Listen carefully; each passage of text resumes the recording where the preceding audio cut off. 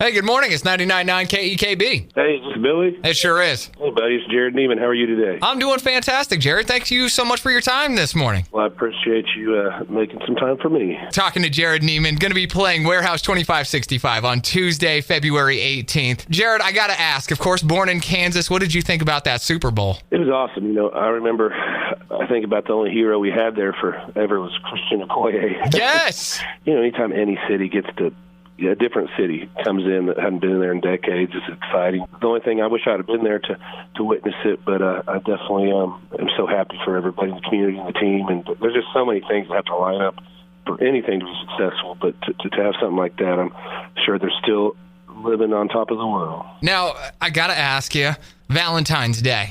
Jerrod Niemann, what are you doing for Valentine's Day? Playing a show. Sounds about right.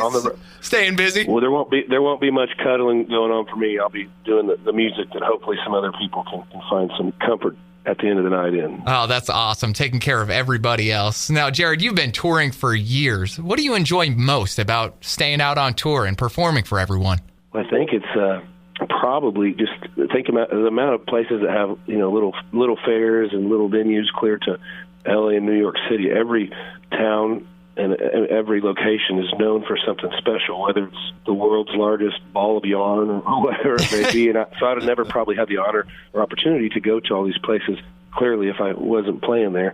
So it's just been cool that you just it's kind of like a roulette a little bit. You just don't never know where you're going to end up. And so I've just really enjoyed seeing how diverse our country is, but also at the end of the day, it's amazing how everybody's a lot alike, just being, you know, Americans, and people show us so much hospitality. I mean, it's unbelievable. We definitely get treated a lot better than we deserve, and it's always really cool to be able to say you've been somewhere. Well, you always put those great songs on the radio and put everyone else in a great mood. I'm glad that you're getting the hospitality that you deserve. Now, what should people expect coming to a Jerrod Niemann show? Well, when I personally go to watch music myself, I don't like it to be boring, so we do our very best to keep it rocking and, you know, just do a couple maybe slow songs. But for the most part, it's usually pretty much pedal to the metal, and we've added a couple brand new tunes and, of course, all the older stuff. And then as it gets to the end of the night, I kind of like just to say all bets are off, and we're just going to play a lot of music that made us want to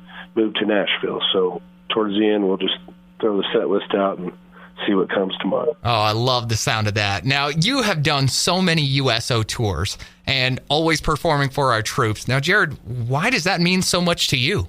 Well, you know, a lot of us grow up in military families, or at least know someone that has served, and so you just grow up in a culture respecting it. And I mean, that's why I of course said yes when I got invited to go overseas the first time. And when we actually were in some of these crazy places, just being a fly on the wall, watching our brave men and women do their thing, it's truly life-changing, especially when you start to visit with everybody.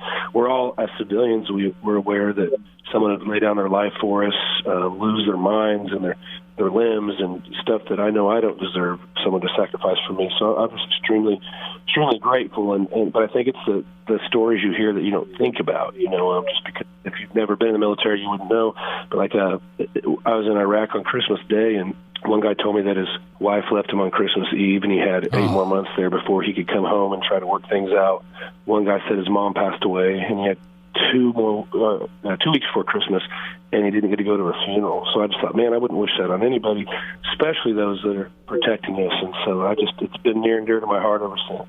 Now, you've had some huge hits and stuff that didn't do as well as you maybe would have wanted. What song do you have the most fun performing on stage? Well, actually, the ones that did do better, probably, because, you know, a lot of people show up to hear those. And yeah. It's fun to play the ones that didn't do as well, just so to try to, you know, connect some of the dots. But, like, for instance, I played Lover, Lover and Drink to That All Night a million times. So at home, if I was fumbling around on a guitar by myself, I definitely wouldn't be playing those 2 songs. But when it's live, you know, those are 2 I really look forward to, just because I know maybe everybody will get a little rowdier. But the ballad "God Made a Woman" is one that I definitely wish would have got a little more exposure. It's just a special song to me, and being a kind of a rowdy guy myself, it is amazing when you find someone that can show you, you know, the world from a little different point of view, and show you there's a lot lot to be thankful for and to look for, other than just beer and football, although those are still up there at the top of the list. Now, you have toured with some of the biggest names in country music. We're talking about Dierks Bentley and Brad Paisley, Keith Urban. Who did you have the most fun with? Wow, they're all so fun. I would have to say Blake Shelton and also Miranda, ironically enough. They were separate tours, but they're just so much fun. Now, I'll have to say Keith Urban was the most hospitable to me and everybody else in our band and crew. I mean, It was just ridiculous. They just treat you, like definitely like family. And but I've never been on a tour with all those people. For everybody that's fans of those artists, they're cheering for the right guys and girls because they're just they're even cooler on the other side of the curtain.